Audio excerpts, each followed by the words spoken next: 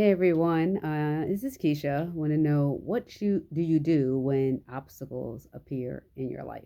Okay, so the other day I spoke about the cycles, and how these cycles have a way of affecting us. And one part of those hiccups, these things that show up in our lives, are obstacles, pretty much like something life changing, or something comes up that drastically needs your attention. Maybe it's the health and welfare of somebody that you love, or something unexpected decides to reveal itself, and emotionally it becomes like taxing in your space, and then you're trying to deal with that ish, as well as not lose focus of where you want to be. Now, what do you do to keep yourself aligned? You know, and it's the main reason why a lot of us can lose focus, because something comes up. Maybe it was an unexpected business deal, and you end up losing like a lot of money, or things unexpected happen. Maybe things broke, or you're dealing with life challenges that just put you through a loop. You like, and the big thing is like not having someone around you that can kind of say, hey, steer, go this way, go this way, go this way, to get you out of it quickly, because unfortunately we didn't get like a manual to live this thing called life, so you get caught in this state of anxiety, or trying to figure it out on your own. Now, what how do you get out of it? Is the big thing. You know what I mean? Like, how do you comment below? How do you deal with unexpected news or unexpected life happenings that could possibly take you down another road? You know, um, I've gone through several things throughout my life, and I see where the cycles start, and then it's like you realize that it's not um the obstacles ain't never are never going to stop, period, like they're always going to be something new.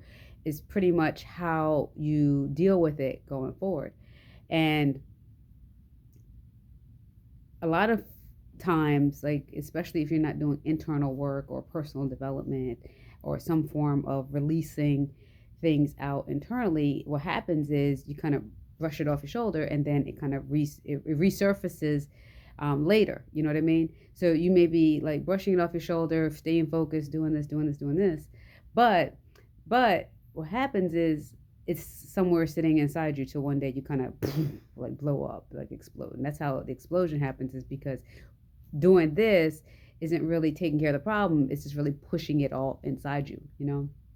So how do you like release all of that and actually move forward for real, without carrying the ish inside you, is where the conversation is for today, because it seems not as easy as it seems, and I found that a lot of times people use the past experiences that they've had as a way to gauge future experiences, so that way they prevent similar outcomes based on um, what they've endured. And I've been hearing more and more through spirit that that's not the way to do it. Like it's helped us in our old way to date, to live to this life. However, it in fact is keeping us in our cycle. Um, and it's keeping you from unleashing your gift, birthing that idea, and unlocking um, what's within you to start attracting the type of things that you're looking for. Yeah, it's doing that. And for those that are on a personal development, you already know, like you're probably practicing faith, and the art of allowing and not holding on to things. But then there's this piece that feels like, okay, well, why is it still not happening? um, and then the obstacle comes, And you have to wonder sometimes, like, okay, am I bringing this to my life, or is this another life lesson? Um, how did I attract this in here? Like the questions when you're on the personal development path, you start to wonder and identify, to use this, have use discernment to see what it is that's bringing this to you for now, and releasing, so that way you can, like, because some of us people like to, like, figure it out, like, okay, well, what exactly made this happen, and how did it happen, and da da da da, and then you end up meditating and doing all this stuff too long, and before you know it, you didn't get anywhere. So how do you, like, do that without losing your own ish? Now, what I found is being able to go back in to ask so you can actually receive. The temptation to seek outside yourself can get really great when these obstacles are happening, and sometimes you may need that. But what I found is you have to be able to have that level of discernment on when to do it and who to do it with, so that way, and then to make sure that you're not doing it in fear, like, oh, I'm scared that this might happen, or I feel like I have to do this, or I should be doing this. Like, anytime any of your thought processes go with that terminology, it's usually a sign that you're operating out of fear. And if you're operating out of fear, then you're not operating in faith. And if you're not operating in faith, then you're most likely doing the thing that you shouldn't be doing. And it's not going to give you the result that you're looking for. That's the mouthful I had to get out. So I recently am going through something big once again. And I'm like, oh, Jesus, another thing.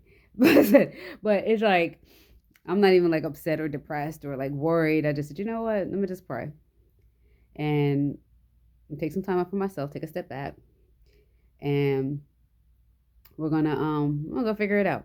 I ain't gonna stress myself at this stage of the game. And life will get its answers the way it needs to. Things will resolve itself. I'm gonna tap in, find out what I need to hear, and we're gonna move forward that way.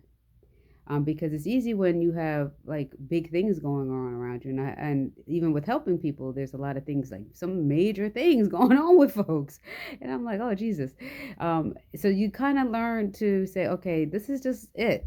Everybody's going through something.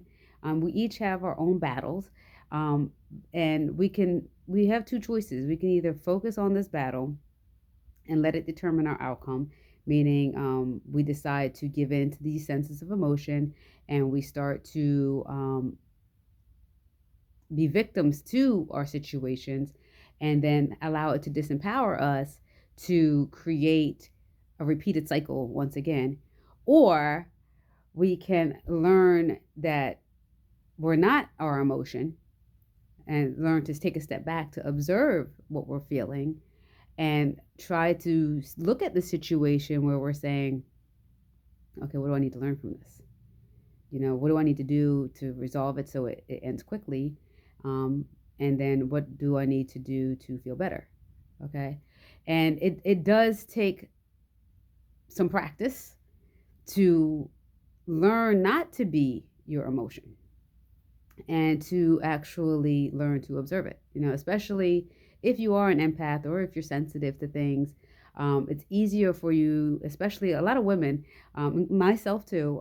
It's easier to fall into these being like a victim of your emotions.